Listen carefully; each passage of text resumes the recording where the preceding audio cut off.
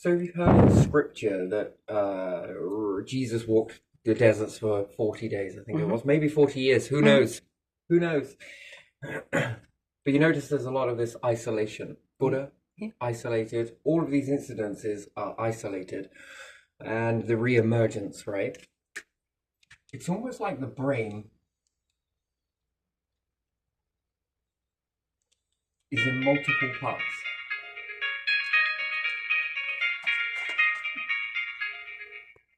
I could go right ahead and remove that. So reality Yeah. affects you so much, creates a lot of your behavior. A lot of behavior is built upon reality. Hmm. Even birds have shaped humanity. Can you believe that? That's fascinating. Yeah. So you think about it, a bird creates a nest. Which one came first? That would be a bigger question. But even still, the bird's nest falls out of the tree. If anyone primitive were to grab that and look at it, and depending on what stage of development they're at, what if they put that on some sticks? Does it make a roof? Hmm. Does it then expand from that concept? That if this works like this, or maybe they wear it as a hat, seems like the stupidest things. And then it runs off. Can I build a sticks the opposite way on sticks to make a house, a habitat? Then this all starts to formulate together, right? So Hmm. then we understand then that birds have had a role at shaping humans with thatching, Yeah. which then could have transpired to fire. Hmm. Hmm? Yeah. Have you noticed this as well as another thing that happens is we often try and build things to cut through the air. Hmm. Yes, in order to cut through, it helps if you look at a train. So when the trains come hurtling past, and especially the older ones, the ones with the flatter fronts, do you notice that wave of air that pushes out of the way? Yeah. And now that creates a lot of resistance on the train. So when the train's weight plus this resistance, and you could shape it, make it into a point, because that's the obvious thing to do, isn't it? Hmm. Cut through it. But what happens if you made the front of the train a scoop that allowed the air to pass through the train? Mm. Which is neither cutting through it. Yeah. Sort of reminds me of I don't know who he is, can't remember his name. Either or, he says that photons don't travel Yeah. in the way that we perceive it. Space is non-existent to it in an essence, yes? Hmm. Which would then mean that it's maneuvering, perhaps not in the same way that responds to it. So how would you do that? Well, it was much like the train cutting through, right? Hmm. What if you had a scoop on it that allowed the air to flow around the train as it's hitting into it, and then leave the end of the train? Now, would that air move? Now, sure, it's going to be jostled, yes, knocked to one side and perhaps move through the train, but is it going to move itself? Does this get past resistance in a very peculiar way? So it would be like looking at a vortex. It was able to travel through the train, the air, as opposed to hitting the train and what, bouncing off? Yeah. Maybe cutting through it, which is still got to be a hell of a pain in the ass. Mm. You're still hitting into large amount of objects in order to move those out of the way to allow you to pass through, yeah? Hmm. Which can create heat and other things. But could you imagine a scoop at the front of the train that allows the air to pass through and out the other end?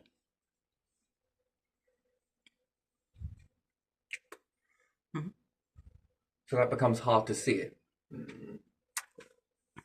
Best way to travel through a pit of balls? What, is to scoop? Yeah. Or is to walk, but these things move around you? They have the ability to pass through you. Does that create minimal resistance? Yeah.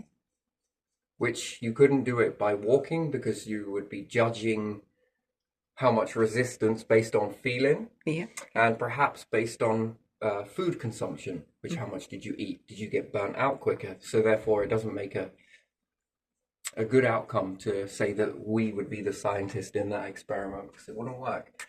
I'm just curious about this. And then is it almost as though the air hasn't moved, essentially? You've allowed you to move through the air, but also the air to move through you. Does that create the most minimal resistance that there is? So that when the train reaches high speeds, as opposed to it needing to pulsate every now and then, because it's got to, you hear the engine, don't you? Yeah. It's very subtle, but it's there. There's a pulsating. Once it reaches speed, it pulses, it coasters. Now, is that because of the weight, or is that because of the build-up on the tracks? Probably not. Or is that because of the bombardment of the air at that speed? And even to cut through it, you still have to. It's something. Oh no, something has to hit you, doesn't it? Yeah. And then it needs to knock these objects out into other objects. So that's still a movement, right? So I wonder how that looks on fuel and different things like that. That's a fascinating way to look at it, but still, we often think making dynamics. Again, a boat does the same thing. What if the water was able to pass through the boat, and the boat was able to? The engine part is the only part, or the propeller is the only part that actually meets the resistance to maneuver. What happens if the water that's pushing up against the front of the boat actually didn't hit the boat, traveled through the boat in a way that didn't sink the boat? And then therefore, would it go faster? And then I look at submarines and ask this same question. Yeah. So far, we are only able to use some aerodynamics, aren't we, to make the front shape less resistant to the air. Yeah. Because we often look at one force being able to make every other force move around it. As opposed to a sort of, is there a way to mimic a way for you to move utilizing that energy? And again, that's a interesting thing. And space as well, isn't it? There's a lot of things not on you, and therefore gives the illusion, doesn't it? That's minimal force. So trying to fill your engine, the body, with the same what you're going to do in space with this, it doesn't correlate. Therefore, you end up with more energy, perhaps. Maybe it's in a different way that you have to learn, but it becomes slowed down. Almost torpor. A river in winter. Yeah. With the fish, where they get a little bit more slower. Poetic, more so, or, you know, they move in a rhythm that's very slow. Yeah, that was a fascinating thing I see as a youngster. Even putting food near them, they won't even take it. Yeah.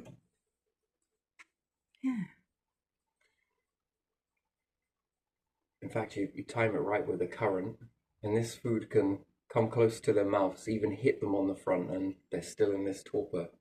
Almost like they didn't even register it. Fascinating. But yet in the summer, they would have... My God, they would have eaten like 5 pieces at once whilst holding on to that. Yeah, as they often do. They seem to hold up a lot. They're quite... Yeah. So that's an interesting way with the environment affecting one versus the other. But if you could turn it off, or at least reduce that, nothing needs to move out of the way, but there is a good enough place for you to go here. It travels through that. You're traveling through it. Would you save fuel? I like trains because they're fascinating. We often look at these. If we add in a clockwork mechanism into that, a spring, as opposed to it slowing down, because you do feel the braking, don't you, now and then? It almost seems very subtle. Could you imagine putting that into a spring instead? The more tighter the spring winds, well, the more of an accelerant you have.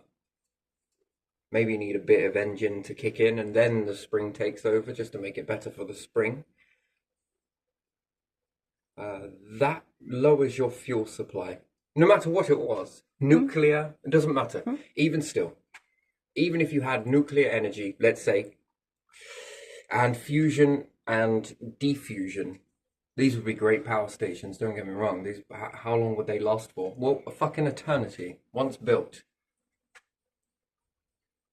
The process is a little bit more complex because you're going to need multiple. You need to be able to reach a summer's harvest every moment. Yeah. Mhm. So in one transitioning to the other, to the other, to the other. That's a lot of understanding, isn't it? But that becomes, well, it's not really a true engine, not really. Mhm. So if you were using the black holes and stars, Yeah. at just the right instant, you were popping this one. Mhm. This one was clustering. In the time that this one's clustering, this one's already in full star mode, giving off heat, energy, whatever else you're going to transform that into. And when one is in a winter mode, one Yeah. is already in maximum fire out. Once this one then moves into its, let's say, autumn, Mhm. another one is firing out at summer. Yeah. You make an engine Mhm. to be able to utilize the light and the dark to come together. If one is always reaching summer while one is in a winter mode, you then have continuous power. But it's slow, although it appears fast. Mhm. And then you might start becoming, I don't know, how much can this baby take? Yeah. It's just fast because your awareness sees it as fast. In this process, it appears to be very slow, doesn't it? Yeah. But that gives you the amount of time. If you were to use a star as a battery, scrap that, make yourselves a mini galaxy. Mhm. All for the process of generating energy. So how long that particular one lasts, destroy it, and then maybe you could make a cycle where that goes into a black hole. Pop the black hole the right ratio, which then gives you the fuel to then maybe maneuver these gases in such a way that it creates another star. Cash in off of the slow burn energy for X amount of years, depending on its size, its ratio, its ingredients. And then once this one starts reaching nearing knackering process, you know, a rather large star is going to cause you a very big problem if it pops. Mhm. But a very small one, but mighty. Mhm. If it's smaller, does it last longer? Question. Mhm. Can you destabilize a black hole to give it an illusion that it seems like it's the final one? Interesting. Pop. Mhm. Yeah. But your awareness flashes at a certain ratio, so this is flashing very slower than yours. Yours is grrr, it is dum, dum.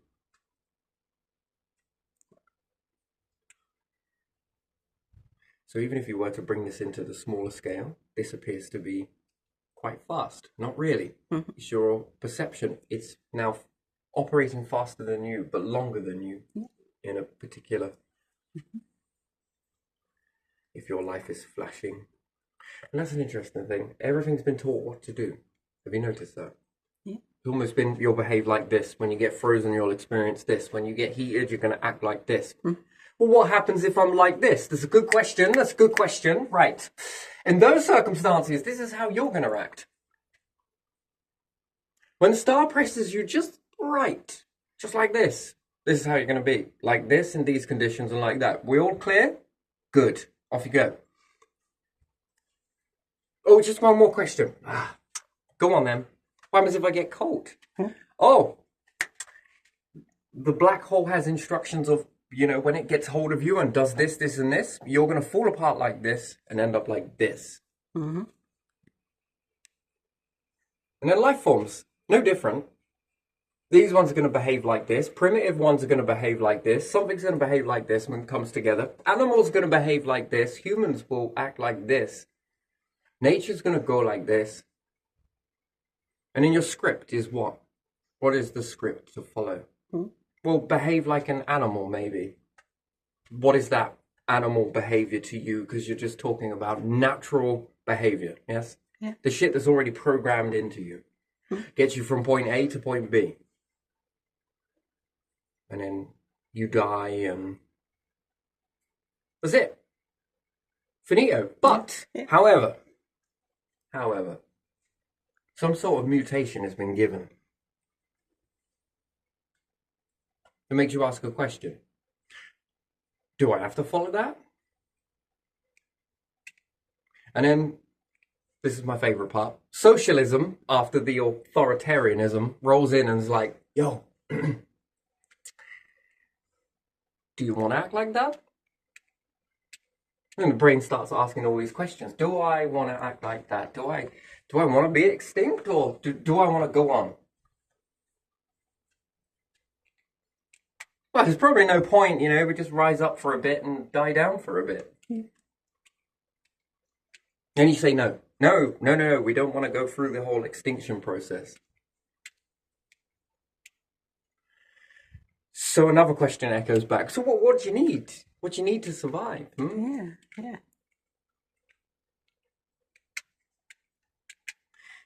And then you begin to build it, different things like that. And then a little bit more time goes by. Now, you should have, by all rights, by all scripts, by all any sort of force, and this is a confusing force. The force seems like a hypocrite. It's like, look, you're going to be going extinct at this time, okay? Planet's going to run out of this. Going to have minimal resources all over here. And you're going to have to die here. And then you're like, okay, all right. And then something else is like, yo, but if you wanted to do this, you could. Okay, creator, what is that? What the? Okay, now I'm supposed to walk in obedience to whom exactly? Pick me. Okay, tempting, but no. And you, pick me.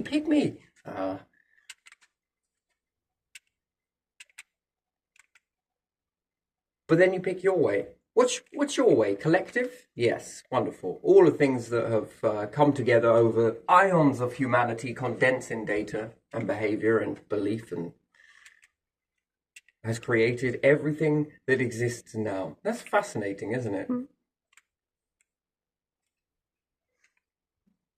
Probably get in there and be like, yes, it was us.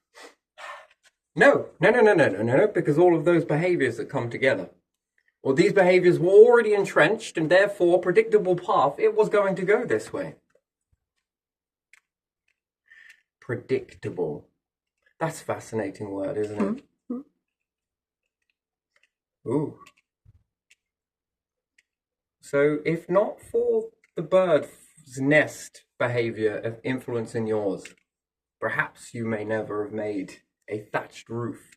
Yeah. Then think desperate how to make this stuff stay together. Plaiting. Which irony come from your hair. Matting.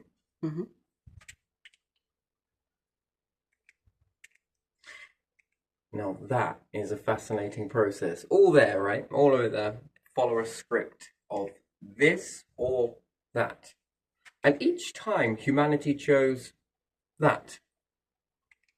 It didn't settle, did it? It was supposed to be some sort of lunch to something else. A snack. To some, and a full-blown meal to others. But it decided not to be that.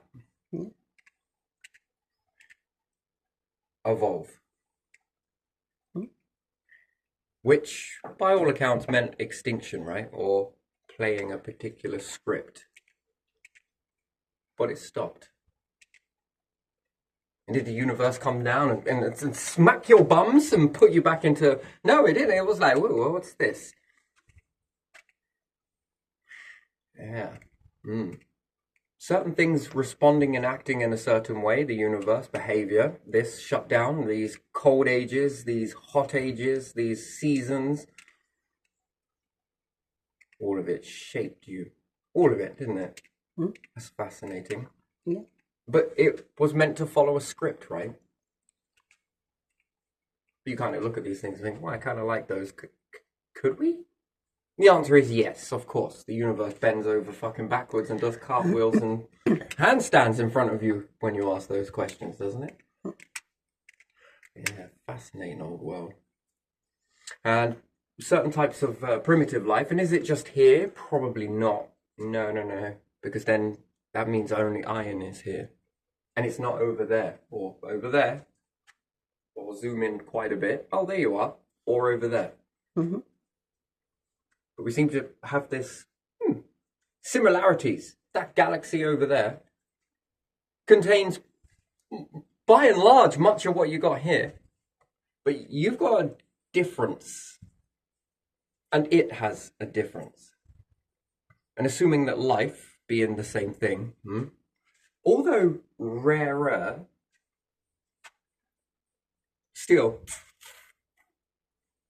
seeded in abundance. And if it was primitive here, it's probably primitive there, or maybe just getting started over here. It's unlikely because the whole universe is transitioning from one adding an ingredient to adding an ingredient. How does the life adapt to those new ingredients? And it's going to change those ingredients, plus with planets. Goes beyond a certain point, and you can understand that this will catch up and become a problem. And it makes you ask a question. Now, does this need life forms in order to look at the situation and it knows that it's running out? And could we ask these weird and wonderful questions and sort of prop this whole thing up? Restart it? Well, if you're already fucking around with stars and everything else, and you got your little black holes and stars and stuff, that would mean that you would have an understanding, a brain, a memory, a wisdom that could restart this whole entire thing. And even if you didn't, just blow your mind a little bit, you're still using the very things that are parts of and it is existing. Because you became the sort of prop in between. Making gods. Yeah, here we are. How many do you need? How many can you make? Room? Space? Have you seen it? I mean, come on. But even still, slightly different variations of life over there to over here to over there. But life nonetheless. Yeah, with little bits of information slipped in. So we see the animal kingdom, nature. We can step back from that, have a look. What's it going to do in an event where there's a big chunky boy meteorite or girl, either or, comes slamming into the planet? Never just one, but more than one. Or the star, or whatever. And Jupiter, yeah, smash that up. And some of those clusters of gassy type just don't quite leach out but hit the Earth as well. But that's going to change your composition. Now, how does that change? And assuming if these things were to happen, another star in close proximity does something, even a gamma ray burst, it's going to change the composition further. All of these mean extinction. You lose your moon, there's extinction. You switch a Rooney with Mars, something knocks your planet slightly off axis while it's rotating. Oof, I wouldn't like to be on there. What are those gases going to do with one another if they were to experience that change? It's quite a lot. Devastating earthquake. Wouldn't like that either. But still, it's the Clippers. Damn the fucking Clippers, man. Comets that clip.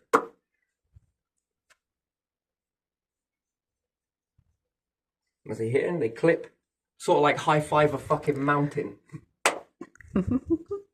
You think all the clusters just no, we have enough force to knock it out. Maybe Jupiter will swallow that up, but enough to devastatingly alter your rotation. Oof, those are brutal.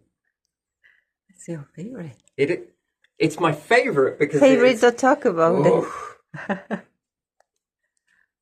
It'd be like David Scott and Neil Armstrong in the Gemini capsule, I imagine. Centripetal force. Have a go with that. It's not quite that, because they've got hope, right? They got a way to stop that. And your Earth would do. What would you do in that situation where day and night begin to strobe? Oof, shit me. Oh, nature you can predict will. Oof, oof, oof, oof. It's so disorientating. The next generation, if you survive through all of that, that's some darkness there. No different. Don't know what you're getting on about. They'll probably start medicating you. Come on, you're seeing things. No, I swear, it's sped up. It's all strobing. What was it like before? This. How long gonna be here? Yeah, well, maybe 12 hours. What time of year? Yeah, we were gonna say around 12 hours. Was like that? Yeah. Yours is like. I mean, you could stabilize yourself with that, but the rotational feel. Yeah, you only notice the things that. Well, you're born into things and you take it as natural, right? Sort of, don't pay attention to this. Don't feel that. Don't feel this. Don't pay attention to this. You're already born into it. You're developed into it, so you know no different. But then being taken out of it, you know a difference because you know before and after. And the brain loops the message of there's before and after, which is totally unhelpful. Which brings us back to the next point about behavior. And how could you be shaped by something else? Whatever. Universe, God, spiritual and stuff and whatever helps you. But it would have to kind of segregate you from the reality because this then becomes noise, doesn't it? And then it could give you memories, right? Maybe we say memories, but you could say stories. Yeah. Are they your stories? I don't know. If you do a load of shit here now, and whether people take it now or take it in the future, doesn't really matter. Not really. It does and it doesn't. I think reality teaches you more so to have that sort of, it's mine. Dude, I think that's life that teaches us that. Yeah. So, because by and large, back in the days of the hunter-gatherers coming together with their skills and everything else, well, a lot of these are not known, right? They're remembered, perhaps not in human understanding, because were you aware enough to start documenting all of that? Probably not. Did some of it get lost accidentally? Yes. Did some of it get lost through tragedy, smaller clusters? Also, the answer is yes. Did some of their remnants survive and others look at that and think, trying to put stuff together. Protection. Yeah. Wow, what a cluster of behaviors. All come together. Anyway, but even still, going into these inner moments inside, do you think that you can be shaped by what we would call, some people would say in Christianity? No, I don't know. Religious views believe that you go within. Yeah. And that's where the creator plays a role. Yeah. Sort of shuts down the noise. Yeah, and to become shaped. But also ask the question that, because this is a fascinating one for me. How can you shape humans? You're not exactly occupying the same space and time as someone else. So everything from this perspective is seen from my perspective.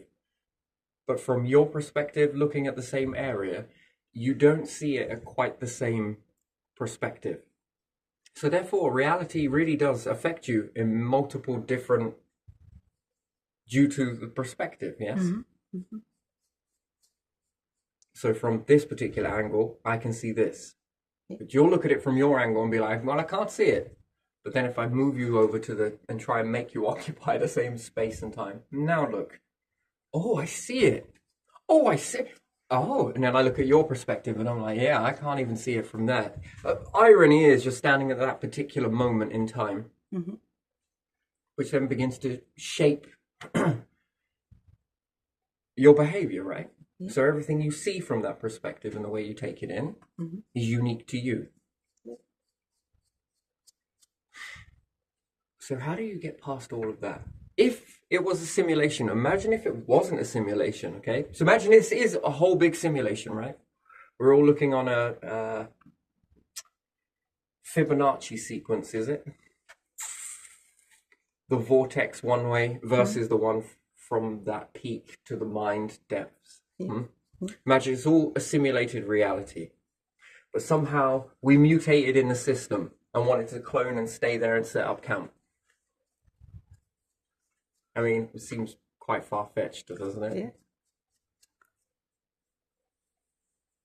And then try and figure out a way to stay remaining.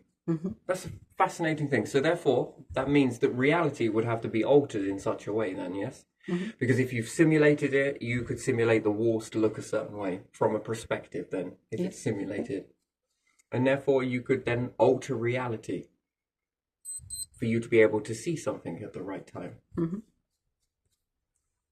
Then there's sounds to your perspective, ear size and different things like that. We all hear slightly different. Shape of the face, the way the sound bounces into the ears. If you've got bigger lobes, smaller. More hairs, less hairs. I mean, these are a lot of odds. Earwax in the right place at the right time. I mean, again, these are a lot of odds. And then at what level is your brain kicked up at? You sleeping, well rested, got lots on your mind, got this. Again, a lot of noise, which may or may not, and could influence the way you hear things. Audio acoustic, pareidolia. These are two things. They're very fascinating, excuse me.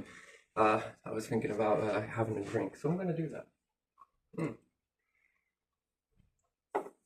So how could you shape reality? Well, you would go for the outer reality, the walls, the constructs, and everything else, yeah? Yeah. Which seems rather complex. But if you were hacking the system, then you would have to hack it from inside then, yes? Yeah. From inside the mind. And then the mind would need to be greater than the reality itself in order to alter the behavior. So if you were to shut down all of reality and assume that it wasn't there, then this becomes greater by awareness standpoint. And perhaps would it be easier to alter the system, the simulation, or would it be easier to alter the mindset of the individual by making their awareness pay attention more to this, the information that comes in? Question is, where does that information come from? You might argue bloodline, different things like that. Yes? But after all, what are memories? They're played cassettes with audio. And also they have one more extra that perhaps modern reality doesn't have. And it's an amplified state of feeling. There are feelings attached to this. That's a fascinating thing. So which way do you think will give the best outcome? For someone to read something of an instruction manual, or for someone to have a memory video clip of how to do it so that they can look at it as a memory? Which one do you think would give the better outcome? See, this would make me ask a very interesting question. After all, the operating system behind your eyes and in between your ears is far more advanced than the sensors that we utilize to perceive reality. That's an interesting thing, isn't it? So therefore, you would have to say that there was a time where we didn't see. So you go back in evolution. There must have been a time of high capability predictive without eyes, but still nonetheless be able to perceive a reality to keep you much alive to come together to your clusters now. And therefore it hardwired a sort of looks at reality 3D. Utilizes the sensors to build those around that concept, which is very interesting. And it comes from something that was blind. Therefore, that evolved for a lot longer before these sensors were built, applied to that. And that is extrasensory perception, if you want to look at it in that standpoint, to be able to know the reality, to craft the vessel to be able to perceive it, experience it, let alone stay alive in it. So therefore, there was a blindfolded test for a very long time. And therefore, that's where you see a lot of these evolving patterns. Then things evolved around that internal understanding of the environment, which is very interesting as far as I'm concerned. So Whether we want to look at that as being God, and if we follow it back even further, we then start running into the universe, and then how, hold on a second, this is being taught something, and you've been taught something, so has this stuff been taught in the same manner, which doesn't need reality then, does it? If you think about it, reality came later. Whatever this was existing in reality that was already there. But it couldn't see it. But it could sense something. Mm-hmm. And then you could say, are we actually seeing reality? Based upon that. And therefore, the eyes, the ears, these come later on. And your ability to then take a pen and write is very basic information. You're downgrading your computer, if you like. It has to go downgraded, shut down. It's evolved so much beyond, but these tools haven't caught up. So that's a interesting sort of process. And then if we say hand-eye coordination, that is even more downgraded than the eyes. So we could say mind, eyes, ears, yes, mind and feelings. Yeah. So the mind's predictability process is third eye, you might want to say it like that. No eyes, no ears in an existence, but you know it's there. So if you were temporarily blind, you would understand this process. Yes? Okay. If you could blind people, they would start to get this. You're existing in somewhere. You can feel it. Yeah, and maybe then you'll start feeling where there is light because it's warmer, so you feel that. And maybe then you can So you feel warm. Perceive light and dark based on that. Feel cold. And then that leads you to development of some senses that would see light and dark, and then it evolves into eyes. You see, the best one I think that it struggled with was the feeling of danger. I think that's what it needed the eyes and ears for. Yeah.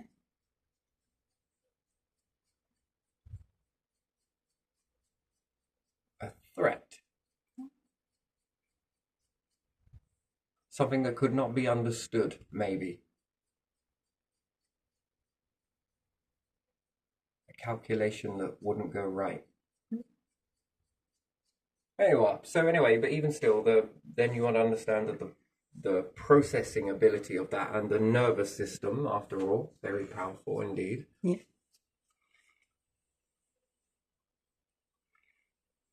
Is quite an important antenna, and therefore feelings are antennas then, yes? Yeah. To the mind. And ears and eyes have only been around for X amount. And then hand-eye coordination, that's even, well, I would say that's closer to our current existence. So hand-eye, yes? Yeah.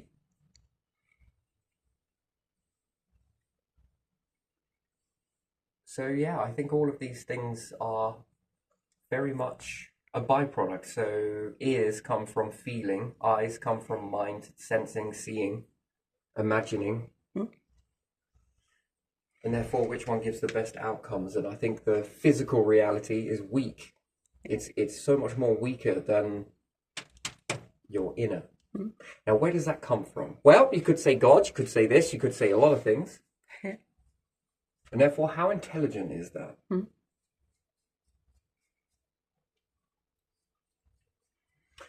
Interesting. Follow it back a little bit more, and there are these more slips into the... to respond this way, which you would imagine the universe acts in a certain way. But yeah, if you factor in intelligent life forms, and maybe, I say extra intelligence, wouldn't you? Times 2 your intelligence, you're understanding the universe a little bit more. So therefore, you've refined this understanding. Yeah. So space is going to be a new thing to humans, isn't it? So learning how to navigate in that becomes a very new thing. The brain reality processes that, brings it in, transforms the tools, transforms the behavior, memorizes the behavior that longer lasts and then begins to get you on track. But even still, space is going to be less, especially using hand-eye coordination, relying on eyes and ears. Yeah.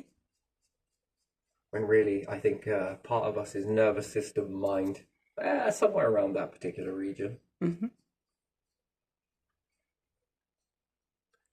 Yeah, I think they're both powerful together. So there's a time where these must have merged at one point. If we look at sperm, Yeah. and we understand that, it almost seems like the egg has incubated this, and it's sort of like fused a sort of reality around it in order for both of these to come together, to know how to knit one another together. Yeah. It's quite fascinating, isn't it?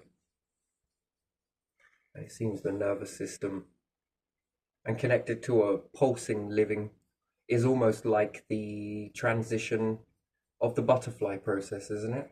Yeah. Yeah.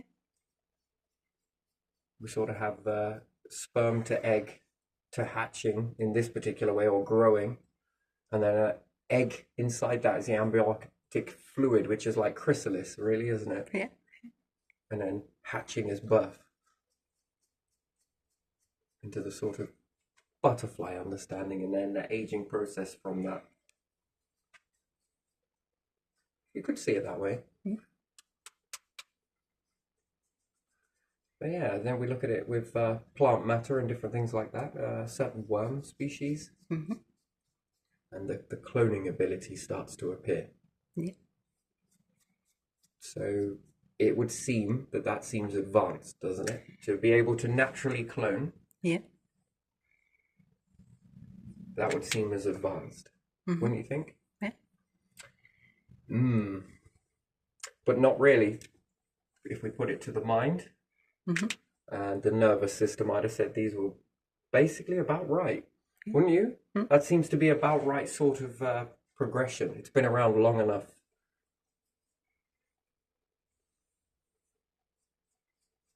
To be able to live beyond, to be able to be born into and still be in existence, Mm-hmm. is the sole purpose of that, I think. I Yeah. think that life forms that go beyond the extinction ratios Mm-hmm. with more time Yeah. lead to this. Mm-hmm. And that's our mutation, I think. Do you reckon? Like a slight mutation, a slight, you can behave like this, or you can behave like this. And then where does the predictability end and the knowing begin? Yeah. Because if that's a variable, was it predicted, scheduled, or is it unpredictable? And now, the universe balances from here to here. But these things know that the universe can go beyond here. You do nothing and it rises up again. Never in the same way.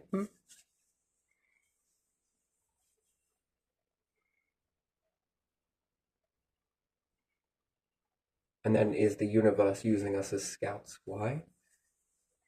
What happens in these moments?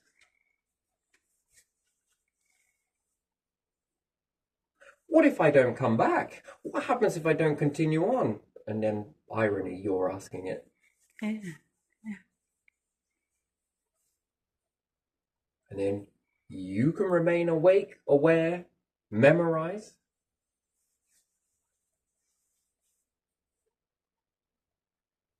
But try and unlock the key of trying to teach them that. It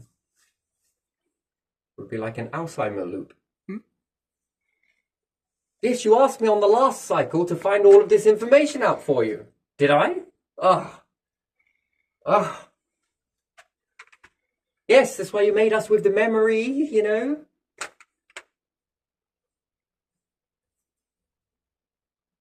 I only know what I do, and what I am is what I do. Yes, so we've been saying this is the information that you need. I'm not sure it is. This could be a trick. Could you imagine an infinite loop of that? Darkness, plead with you with this.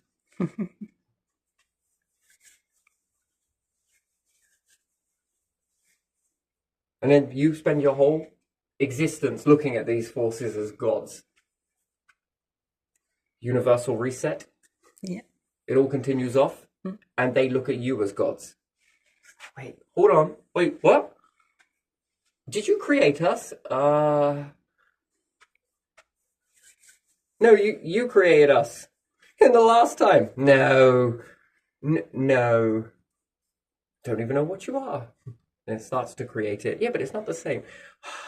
Could you imagine being in a never-ending loop?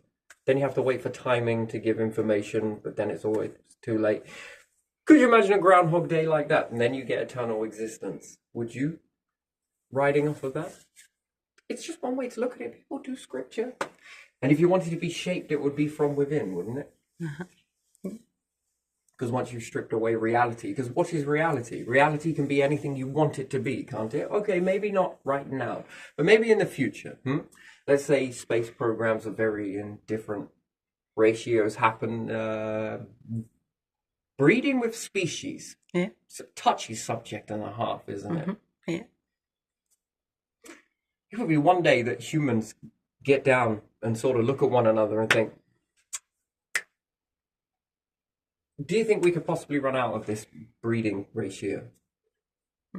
And if we do it incorrectly, can we actually weaken or overly strengthen? And overly strengthen would be nice, but to weaken or to go extinct this way, after all of this shit, that is not the objective. So what does that need? Well, everyone's got questions. What happens if we, I don't know, take every race off of the planet, and if they want to, they breed together for a bit, and then we have a new variation? Can we predict that? How that is going to transform to help understand ourselves? Then, if it creates a new cluster, is that for later? Can we expand the clusters doing this? What about a little bit more of this, a little bit more of that, a little bit more of this? This is wonderful. A little bit of this, a little bit of that. Sprinkle of this, a little bit of that. Okay, there's one. Okay, now we have another, and we have another.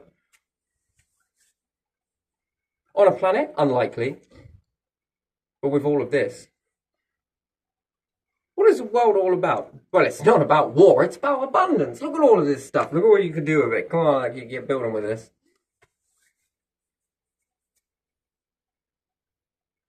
Or it's all about rarity. And I'm not going to share any of this with you. Wait a second. Right, you know how it all goes, yeah?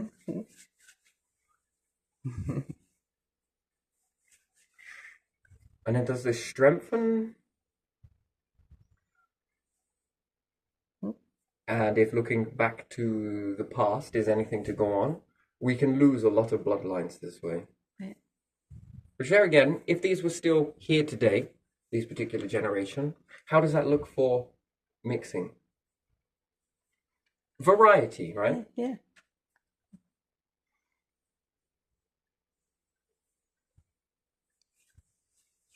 And then does that keep you going a little bit more longer, or is it worse? Is it not? The yes, the definitely no's, the 50-50, the 25, I think having multiple variations of this growth is probably going to be helpful. Don't you think? Yeah.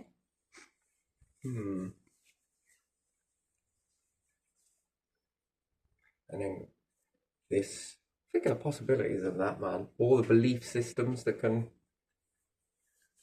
And are we really taking data from one family lineage to another family lineage and combining the information?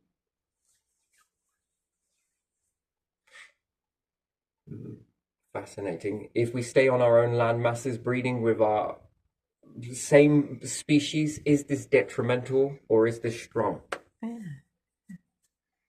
Somewhere along the line, this is a question that needs to be asked, and it will be wrapped up among racism or perhaps xenophobia, whatever it may be, and it gets wrapped in a label when no one's allowed to touch it. It becomes a hot subject that no one wants to take, touch, look at, talk about, because often or not there is a way to have a discussion and a way probably not to have discussions. Yeah, and then all of these laws suppress you from talking about certain which I don't think is helpful, do you? I think yes, to a degree, if it's constructive. And in a situation like this, if this and this species cross together, it causes massive problems. Is there a way to solve that problem? Which then asks a bigger question, which then gets a path for others to follow. Mm-hmm. That might be some sort of puzzle, a riddle they want to crack. Yeah. Yeah. And in by doing so, then responsibly can then, because if not, what would that be to have an eternal life where you begin to breed individuals together, but they have copious amounts of disorder because of it? Or it births an illness. But for the individuals that were in vessels, if we were thinking about these as being avatars, do you want a strong avatar or do you want a weak one? Strong. Do you want one laced with copious amounts of diseases? No. Do you want it to take both of those disease databases and combine it and create a new strain of disease profile? And then is there a possibility to mutate things this way? Mm-hmm. That become detrimental as opposed to beneficial? Yeah. And I think it's a question that we have to ask. One, if we don't, how are we ever going to be able to protect ourselves from it? Yeah. Walk into that unknowing. And what type of generation does that bring in? Is that helpful? I don't think it is. No. But one that eliminated that, wow, there could be a key here. Okay, all right.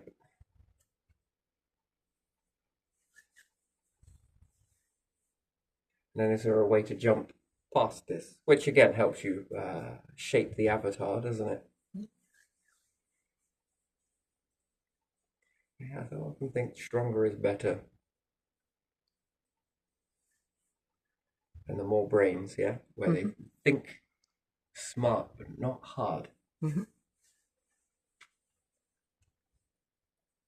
Yeah, I think that works pretty well. Because if you don't do it, and assuming life is evolving and flourishing and growing, in some places it's gone extinct already, in other places it's more ahead.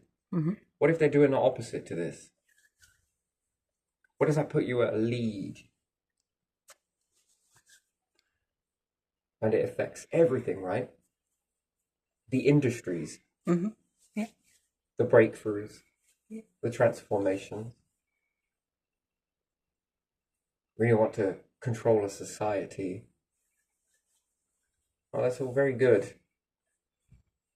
But is it for protection later on? Because going a certain way leaves them in this, which others might utilize those as advantages. Yeah. Fascinating. Everything that we do affects us. The behavior, yes, sure. So there, if we're shaped by behavior and reality, then how much could we be shaped by something else? That's a question. And then can we have our reality shaped? And how do you protect against that? But yeah, anyway, but even still, fascinating environment. Life shapes life. Very fascinating. So yeah, no, I think the mind really advanced this, whatever this core mechanism is, very, very advanced. Eyes, not really. Ears, and that's a conundrum, isn't it? A blind person can't exactly show you what they're seeing, if anything at all. Yeah.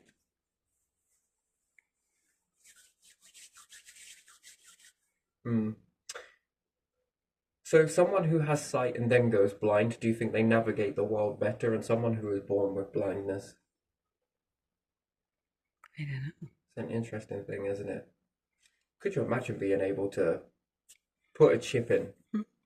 But what I notice in some shows they shown when the people are enabled to regain sight, whether they were blind or they were not blind originally. The blind people have problem to focus because it doesn't tell them anything, so they see.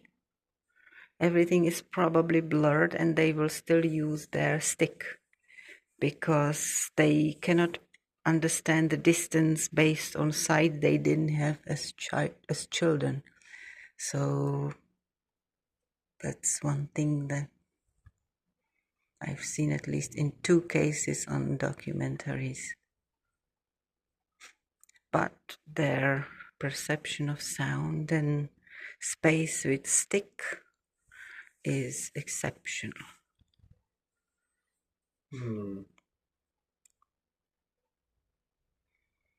Yeah, more for this part of the mind. Yeah. What happens if you could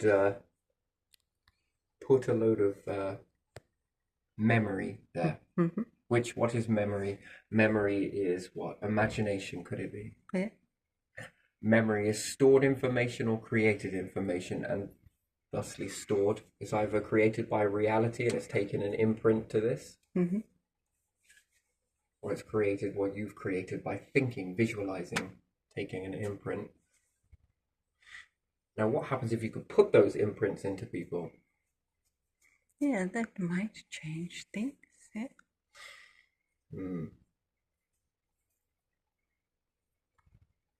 Sure, might not be anywhere at making an eye, but even if you could have this on a database, someone that was blind to be able to have fragments of understanding this in order to help navigate the world, being sent from eyes around, to be able to send this in real time. Yeah.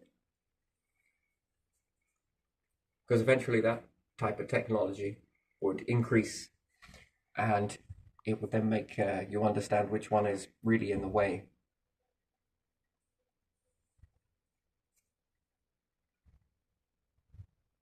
Do you sort of get that, really?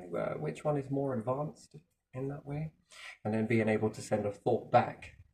Which one's seeing reality in a true way? I think combining both of them makes quite the recipe, and eventually it would move on to be able to do that. Finding a way to mix camera database into memory bank, or perhaps visual. But that would be useless, like you would say, without the information of how to use. Yeah. But do you think that could be understood from somebody else who's in the database who has this functionality? Do you think you could put that into someone else? I mean, even if you could do that, and imagine you could do all of these things, yeah? In the future, no doubt. Yeah. What would that make you ask questions about mind's memory and everything else?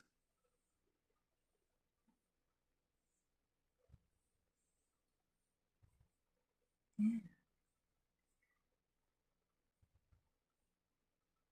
Maybe not a one-time event that is put into a certain region. Maybe it has to constantly be there in order for it to be effective. Maybe you put it there and it dwindles off. Yeah.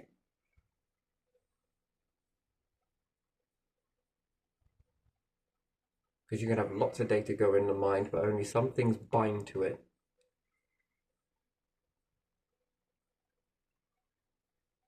It's kind of interesting, that, isn't it? Yeah. Could you imagine being able to make those binds more stronger? Shit me, chunks of reality compressed and shoved into that slot and held there. I mean, that's a...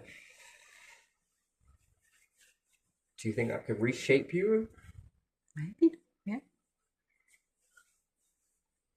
Yeah, always give them more time. Yeah, it's always about the time. Anyway, but still, yeah, so you can be shaped inward. Yeah. And then I wonder, with this missing piece that I put here, this smaller piece, could there be another way to infiltrate that further, infiltrate it further? Because we do have this sort of, or we could.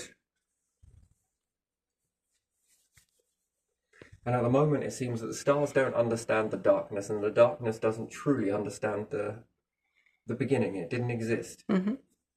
Yeah. But you do.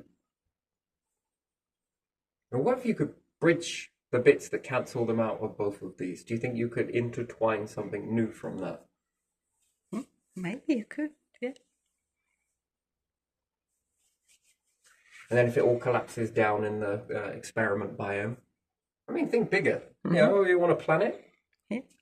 I wouldn't mind a bed like some of those levitating magnets. You know those globes that you have Yeah. that levitate? Yeah. Could you imagine that? Wearing a fucking suit and getting in that? I'd fuck the ball, man. Give me a suit. Why? I was sitting here. Sit like, oh, this is pretty good. Wireless chair sitting.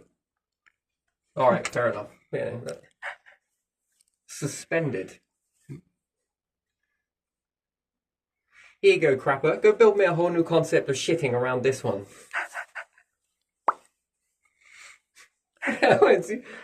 People would take it to extreme, wouldn't they? That is the most cleanliest toilet seat that there ever would be, wouldn't it? Yeah. Non-touch. Non-touch, yeah. Non-touch means no seat. How does it work? Well, you see, because you've got a lot of iron inside of you, and when we say a lot, we don't mean a lot, but still, it's levitating those, which in turn levitates you. Yeah, but even still, that's still. A seat would be great. You've got to wear this. And then do you think that you could get something to be suspended if a contraption moved all the way around? Well, you got to get in it first, so, you know. Yeah. And then it locks you into place. So the same levitation process, but now we're going to use the poles as well. And in fact, we're going to use every single way that that could possibly roll out of there. Do you think we could then suspend it fully? It can't go any way. It's imprisoned. Yeah. Okay, now magnetic prison, maximum security prison.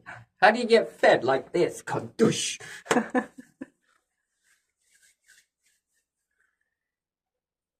That'd be an interesting sort of fucking suit, wouldn't it? Jailer's suit. They go to run and you just put a high magnetic field that sort of... Shit. Yeah.